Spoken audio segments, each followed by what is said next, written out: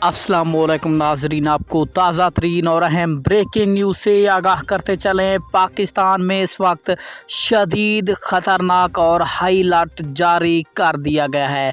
आपको बताते चलें, पाकिस्तान में इस वक्त शदीद हवाओं का और इसी के साथ बारिशों का सिलसिला दाखिल हो चुका है।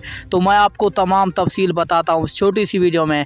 आप सब जानते हैं, अली वैस की जानिब से आपके साथ जो भी रिपोर्ट शेयर की जाती है वो कन्फर्म और तस्दीक शुदा होती है। तो सबसे पहले वीडियो को लाइक करके चैनल को सब्सक्राइब कर दें ताकि आपको तमाम वीडियोस का नोटिफिकेशन सबसे पहले मिलता रहे।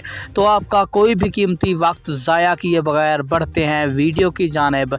आपको बताते चलें, तफसीलात के मुताबिक पाकिस्तान में अब शदीद हवाओं और शदीद बारिशों का सिलसिला 2 दिन तक जारी रहेगा। जी हाँ, तो दोस्तों, महकमा मौसमियात ने यही खबर दी है और आपको प्रूफ भी मिल चुका है वीडियो में। तो पाकिस्तान के मुख्तलिफ इलाकों में ये सिलसिला जारी रहेगा।